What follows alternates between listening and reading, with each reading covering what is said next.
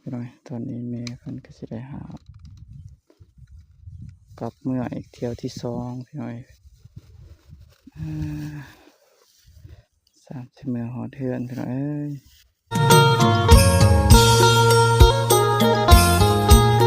พี่น้อยภาพบรรยากาศยามบ่ายโมงพี่น้อยตอนนี้น้อยบาลาไต่ก็ได้เขา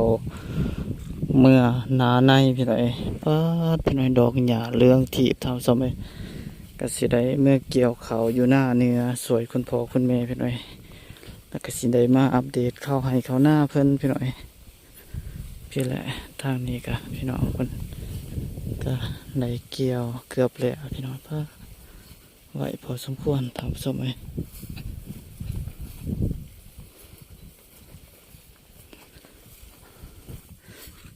มาเบิ่งเขาของคุณพ่อคุณแม่พี่น้อย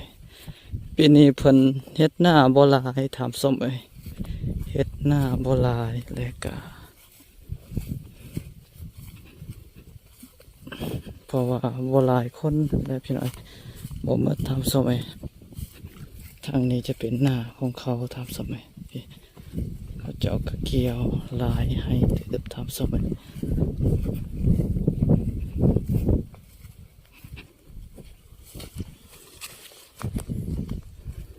ผลเลยพี่น้อยทางผลขาวจนสิคุลงทำส้มจนโคลง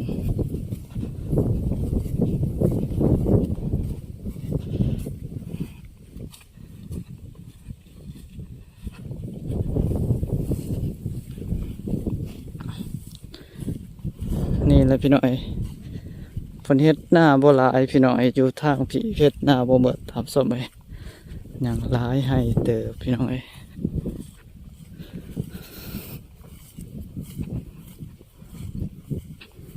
เกี่ยวแล้วก็2ให้3ให้พี่น้อย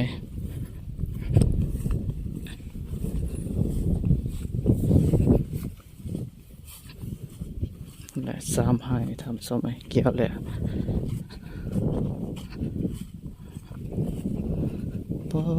ดอกหญ้าพี่น้อยเรื่องที่ทำส้มทางนี้จะเป็นหนองพี่น้อยบุกว่ามีปูมีปลาหรือบ่เขาจนคุจนอันนี้เบิดพี่น้อย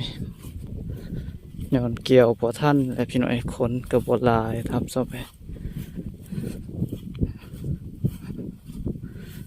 มาเบิ่งน้ำกันพี่น้อยมาเบิ่งใกล้ๆพี่น้อยว่าเขา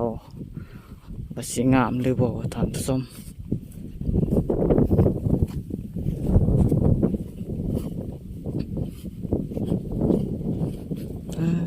พี่น้อยจนโคลงทำสมัยเหี่ยวแห้งเบิดพี่น้อยพี่อันนี้จะเป็นน่าจะเป็นเขาทรายใหม่พี่น้อยเขาแนวพันธุ์บ้านๆพื้นเมืองอะไรพี่น้อยนี่เพิ่นเกี่ยวแล้วให้เรื่องพี่น้อยเมื่อนี้ท่านยังบ่ท่านได้มัดพี่น้อยเพิ่นก็สิได้มาเกี่ยวสวยเพิ่นก่อนพี่น้อยนี่แหละทางนี้พี่น้องอันนี้เขาดอหน่อยพี่น้อยบนนี้ทางนี้น่าจะเป็นเขาซ้ายไหมพี่น้อยลมพัดอีกพี่น้อยเจ็ดจ่อยพี่น้อยพนเขาพี่น้อยเรียนกันพี่น้อยคุณแม่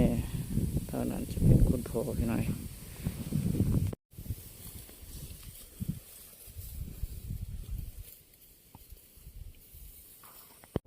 นี่แหละพี่น้อยทางนี้จะเป็นทางใดค้นเขาพี่น้อยกองไว้เป็นบอลพี่น้อยก็เพื่อสิได้หาเขาเมื่อเฮือนทับส้มพี่แล้วพี่น้อยมัดเขาจากที่เห็นมาพี่น้อยก็คือหน่อยบาลาไต่ได้มัดปีนี้พี่น้อยอยู่นำพ่อเฒ่าแม่เฒ่าก็เป็นมัดใหญ่พี่น้อยทางนี้ทางคุณพ่อคุณแม่ก็ถ้าที่ผ่านมาพี่น้อยก็เคยมัดหน่อยคือในนี้ทับส้มเพื่อแหละมัดบัวใหญ่ได้ทับส้มมัดหน่อยพี่น้อยเพื่อแหละเพราะว่ายานมันโบแหงเนี่ยพี่น้อยยานมันโบแหงแล้วก็หาบกับใกล้พี่น้อย3-4 หอดบ้านหอดเทือนทับสมัยก็แหละพี่น้อยประมาณนี้พี่น้อยพี่น้อยทางนั้นเขาเจ้าก็ค้นเขาพี่น้อยแบกพี่น้อยเพราะว่ามันไก่กับเพื่อนเนี่ยทำสมัยเขาเจ้าส่วนไรเขาเจ้าก็แบกพี่น้อยเพื่อ ทางนั้นก็คือการทำสมัยส่วนทางเฮานี่ก็ยังสิได้หาบพี่น้อยหาบมือเฮือนพี่น้อยให้มันไกลๆได้พี่น้อย30เมื่อฮอดเฮือนหาสร้างพี่น้อยก็ไกลพอสมควรพี่น้อยตอนนี้คุณแม่เพิ่นกำลังได้อันนั้นเอาข้าวใส่ไม้คันลาวพี่น้อยสิได้หาพี่น้อยก็หน่วยบาลาไตก็สิได้เมื่อคือกันพี่น้อยก็สิได้หาคือกันพี่น้อยเพราะว่าสวยเพิ่น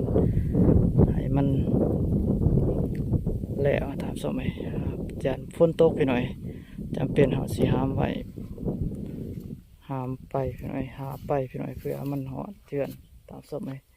เพราะว่ามันไกลพี่น้อย30หอดเทือนยันฝนตกเปียกก่อนตามสมัยทางนั้นคุณพ่อเพิ่นไปมัดพี่น้อยก็มัดบ่ใหญ่ปานใดทางสมัยมัดน้อยคือทางบ้านเฮาพี่น้อยมัดใหญ่พี่น้อยที่ประมาณนี้ทางสมัย1 2 3 10ปลายมัดพี่น้อยเบิ่ง10ปลายมัดพี่น้อย3หัวเทือนนี่ก็หนักพอสมควรตามสมัย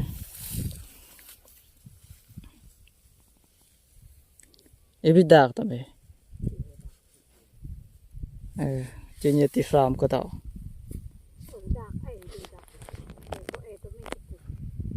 Ai, pô.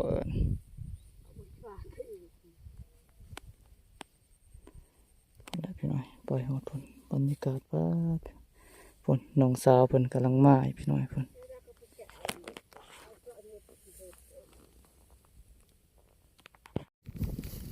พี่น้อยตอนนี้แม่เพิ่นก็สิได้หาเกลือบ่ขึ้นพี่น้อยพุ่นนี่แหละพี่น้อยสิได้เดินทางกลับพี่น้อยเมื่อเพื่อนตามสมัย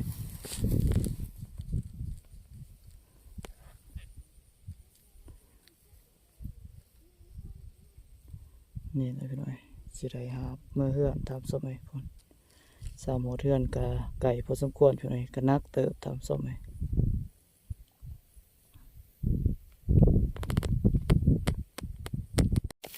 พี่น้อยตอนนี้ก็สิได้หาบเขาพี่น้อยพี่เบื้อง14มัดฐานผสมไอ้บ่ฮู้ว่าสิหอดเทือนหรือบ่ทางส้มพี่ไม้คานก็สั้นๆพี่น้อยบ่ฮู้ว่าสิหอดหรือบ่พี่น้อยวันนี้ก็สิได้มาหาบเขาเบื้อง14มัดบ่ฮู้ว่าสิหอดเทือนหรือบ่พี่น้อยนี่แหละพี่น้อยเป็นมัดน้อยพี่น้อยมัดบ่ใหญ่ทางส้มไอ้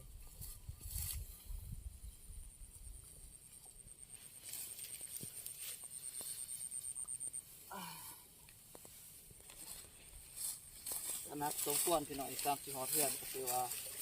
นักเติบทำส้มเลย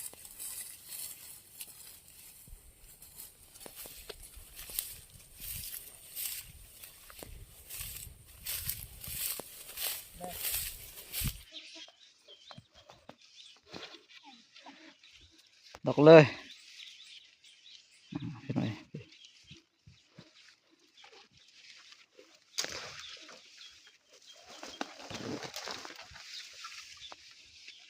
บุป่าบุดงพี่น้อย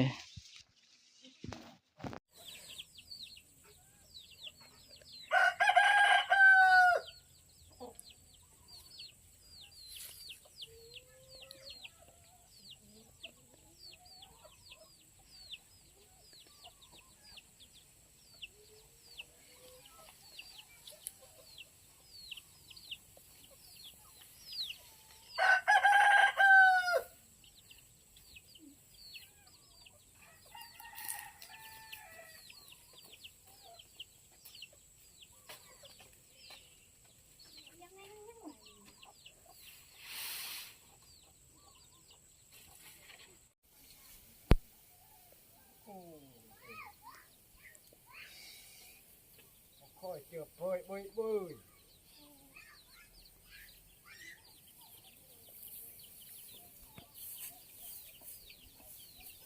ของค่อย